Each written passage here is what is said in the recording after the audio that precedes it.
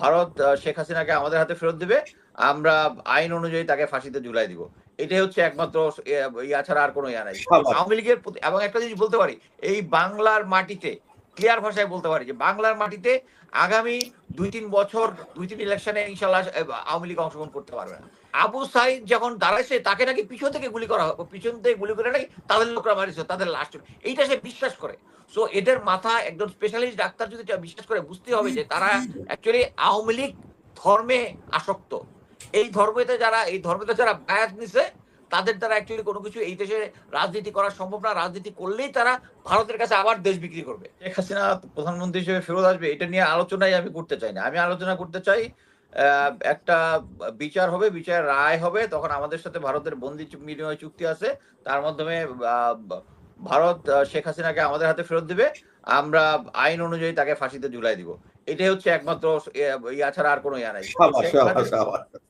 সেখানে প্রধানমন্ত্রী হিসেবে আসার কোনো সুযোগ নাই। আর এখানে তারা যে কাজটা করতেছে সেটার কারণটা হচ্ছে তারা কত বিলিয়ন বিলিয়ন ডলার তারা পাচার করেছে, এবং অলরেডি একজন ভারতীয় সাংবাদিকই দিল্লিতে বলেছেন যে ৪৫,০০০-এর মতো আওয়ামী লীগের লোকজন আছে ইন্ডিয়াতে, আর বেশিরভাগই আছে হচ্ছে কলকাতাতে। সো এরা তো ওখানে গেছে হচ্ছে অন্য দেশে, তাদের কাছে কারিগরি টাকা আছে। ওই টাকাগুলো দিয়েই কিন্তু ওই মানি টক্স, এই যে তুলসী গ্যাবার্ডের ইয়া থেকে শুরু করে সবকিছুর পিছনে হচ্ছে টাকা। সো এখানে এইটা নিয়ে কোনো অ্যালার্ম হওয়ার কোনো কিছুই নাই। মোট কথা হচ্ছে এই যে যারা আওয়ামী লীগ করতো এবং তারা যে আশা করতেছে যে তারা ভারতের পিঠে চড়ে আবার বাংলাদেশে চলে আসবে, এটা সম্ভাবনা আমি কোনো কিছুই দেখি না। আন্তর্জাতিক রাজনীতি যারা বোঝেন তারা যদি দেখেন যে এখানে আমেরিকার আর কোনো মানে ওই ওয়ার অন টেরর মানে কাঁধে সওয়ার হয়ে বাংলাদেশে কোনো সিচুয়েশন হওয়ার কোনো সুযোগই নাই। অলরেডি রবি ভাই বলে গেছেন যে ওই তুলসী গ্যাবার্ড ভারতকে বলে দিয়ে গেছে যে বার্মা অ্যাক্ট এখানে ইয়া হবে, এখানে মানে অ্যাক্টিভ হবে, বার্মা অ্যাক্টকে আমাদের সহায়তা করতে হবে, এবং বার্মা অ্যাক্টে আমেরিকার সহযোদ্ধাকে বাংলাদেশ, সহযোদ্ধা হচ্ছে বাংলাদেশ, ভারত না। কারণটা কি, ভারতের সাথে আরাকান আর্মির সম্পর্ক খারাপ, এটা আগের সত্যও বলেছিলাম। সো এখানে বাংলাদেশ হচ্ছে ভারত আমেরিকার পার্টনার, ইয়া না। এবং তুলসী গ্যাবার্ড যদি এত ইম্পর্টেন্টই হইতো তাহলে কিন্তু ওই যে দুই প্লেন ভর্তি করে যে হাত পা পাইতে যে এদেরকে ফেরত পাঠাচ্ছে ওইটা ইয়া করতে পারতো। সো তুলসী গ্যাবার্ড অ্যাকচুয়ালি এ পলিটিশিয়ান। সেই পলিটিশিয়ান হিসেবে ভারতের কিছু কিছু ছোটখাটো আবদার মিটায়া তাদের নিজস্ব এজেন্ডা ফুলফিল করবে, এইটাই আমি মনে করি। তাদের যেহেতু চায়নাকে প্রোটেক্ট করার জন্য, চায়নাকে বিরুদ্ধে কাউকে তাড়া করার জন্য তাকে ইন্ডিয়া দরকার। এই জন্য ইন্ডিয়ার সাথে একদিকে যেটা বলে না ক্যারট অ্যান্ড স্টিক, একদিকে ওদের কিন্তু দুইটা কোম্পানিকে ভারতে রাসায়ন তেল করার জন্য কিন্তু তারা ব্লকেট দিয়ে দিয়েছে, দুইটা কোম্পানিকে, ভারতীয় কোম্পানিকে। অ্যাট দ্য সেম টাইম এইটাই হচ্ছে ক্যারট অ্যান্ড স্টিক, একদিকে ওদিকে দিতেছে, আর আবার এদিকে সাংবাদিকের কাছে বলতেছে ভারত বাংলাদেশ বিষয়ে কথা বলতেছে, যেটা কিন্তু প্রোটোকল মেনেই করতেছে, বলতেছে লং টাইম এই সরকারকে 7 বছরের সরকারকে কিছু 7 মাসের সরকারকে কিছু বলে নাই, কিন্তু তারা এই জিনিসটা ক্যাশ করার চেষ্টা করতেছে তাদের মিডিয়া দিয়ে। সো আমি মনে করি যে তুলসী গ্যাবার্ডের এই প্লাস হচ্ছে ওরা এবং আওয়ামী লীগরা যেটা করতেছে, শেখ হাসিনা ফেরত আসবে, এরকম কোনো কিছুই হবে না। ফিউচারে যেটা হবে, হাসিন স্যার বাংলাদেশে আছেন, উনি যেহেতু আরো এটার সাথে ডিপ রুটেড, উনি ভালো মতো জানেন যে এই সবগুলার বিচার একদিন না একদিন হবেই। এবং আওয়ামী লীগের প্রতি এবং একটা জিনিস বলতে পারি, এই বাংলার মাটিতে ক্লিয়ার ভাষায় বলতে পারি যে বাংলার মাটিতে আগামী 2-3 বছর 2-3 ইলেকশনে ইনশাল্লাহ আওয়ামী লীগ অংশগ্রহণ করতে পারবে না। এই সামনেরটা তো নাই, প্রশ্নই আসে না। এই 32 নম্বর যেভাবে ঘুরে দেওয়া হয়েছে, এই ধরনের ওদের যে একটা জিনিস বুঝতে হবে সেটা হচ্ছে এটা যদি শুধু একটা রাজনৈতিক দল হইতো ঠিক আছে, বাট এটা তো রাজনৈতিক দল না, এটা হচ্ছে ইংরেজি ভাষায় যেটা বলছে কাল্ট।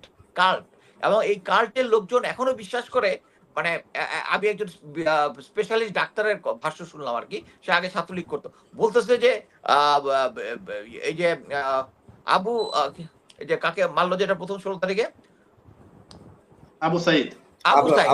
আবু সাইদ যখন দাঁড়াইছে তাকে নাকি পিছন থেকে গুলি করে নাকি তাদের লোকরা মারিছে, তাদের লাশ। এইটা সে বিশ্বাস করে। সো এদের মাথা একজন স্পেশালিস্ট ডাক্তার যদি বিশ্বাস করে, বুঝতে হবে যে তারা অ্যাকচুয়ালি আওয়ামী লীগ ধর্মে আসক্ত। এই ধর্মেতে যারা বায়াত নিছে তাদের দ্বারা অ্যাকচুয়ালি কোনো কিছু এই দেশে রাজনীতি করা সম্ভব না। রাজনীতি করলেই তারা ভারতের কাছে আবার দেশ বিক্রি করবে। ভারতের কাছে দেশ বিক্রি করে বাংলাদেশে কি হইছে গত ১৭ বছর আমরা দেখেছি। সো এটার আর কোনো আওয়ামী লীগের এখানে ফিরে আসার কোনো সুযোগ নাই। শেখ হাসিনার ফেরত আসার সুযোগ আছে। এসে ফাঁসিতে আস্তে, আস্তে নিজে ঝুলে যাবে। ধন্যবাদ। ইভেন ওই যে কনফারেন্স যেটা হইছে, কনফারেন্সের পরে একটা জয়েন্ট স্টেটমেন্ট হইছে। ওইটার মধ্যে ৩৯ টা পয়েন্টের মধ্যে 37 নাম্বার পয়েন্ট হচ্ছে তাও টেররিজম ইন নিউজিল্যান্ড, ওইটা নিয়ে।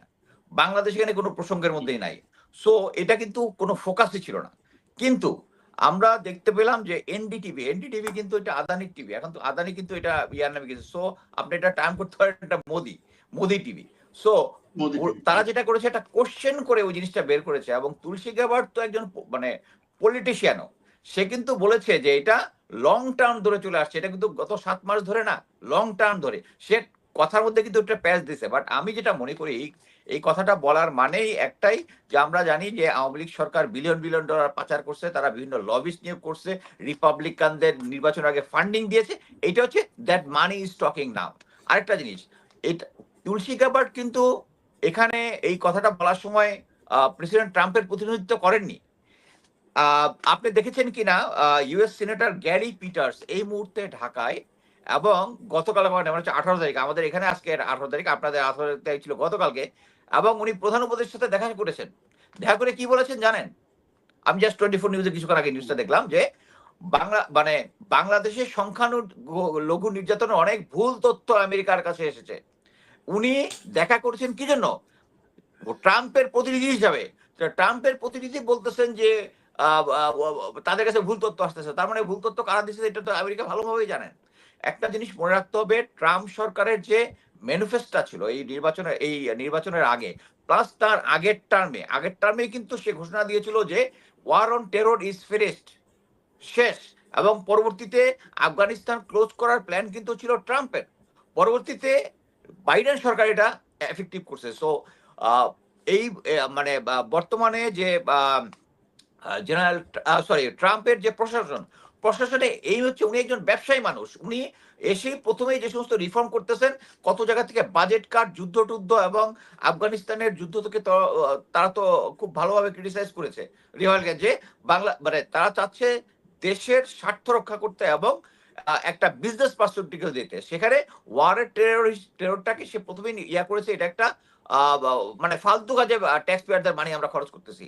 সো এই মুহূর্তে ট্রাম্প সরকারের কিন্তু এইম না ওয়ার অন টেরর। সো এখানে তুলসী গ্যাবার্ট যেটা বলেছে, এবং আমি সবচেয়ে দুঃখ পেলাম যে এইটার যে বিভিন্ন ব্যাখ্যা আমাদের দেশের ক্রিটিকরা এবং কিছু পত্রিকা দিয়েছে, ইভেন ইম্পর্টেন্ট পত্রিকা যারা শেখ হাসিনার ইয়াতে মানে এগেইনস্টে ভালো কাজ করেছে কয়েকটা, তারাও এমন ভাবে হেডিং তৈরি করতেছে যেন এই তুলসী গ্যাবার্টের এটা করার জন্য বাংলাদেশের কি একটা কিছু হয়ে যাবে। আমি বলে রাখি যে বাংলাদেশের অনেকেই আবার বলেছে যে প্রফেসর ইউনূসের যে একটা এটার এগেইনস্টে যে একটা স্টেটমেন্ট দেওয়া, এটা ঠিক হয় নাই। এটা ঠিক হয়েছে, এটা মনে রাখতে হবে। আপনি আমার মতো লোক কিন্তু প্রফেসর ইউনূসের অ্যাডভাইজার না। উনার অ্যাডভাইজার হচ্ছে আমেরিকার এক্স প্রেসিডেন্টরা, আমেরিকার অন্যান্য এই গুরুত্বপূর্ণ নোবেল লরিয়েটরা, তারা যারা সরকারের সাথে খুব ঘনিষ্ঠ, তারা কিন্তু তার ইনফর্মার।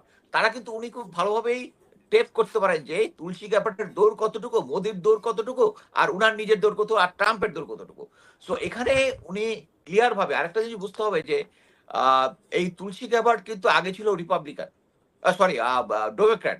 সে কিন্তু 2024-এ মাঝখানে 2 বছর সে ছিল মানে স্বতন্ত্র। এরপরে এই 2024-এ সে হচ্ছে রিপাবলিকান, এবং রিপাবলিকান এসেই সে ধপধপ করে উঠে গেছে। এটা হচ্ছে কোনো একটা লবি থেকে, মানে সবাই সন্দেহ করে তাকে ইসরায়েলি লবি তাকে পুশ করে সামনে নিয়ে আসছে।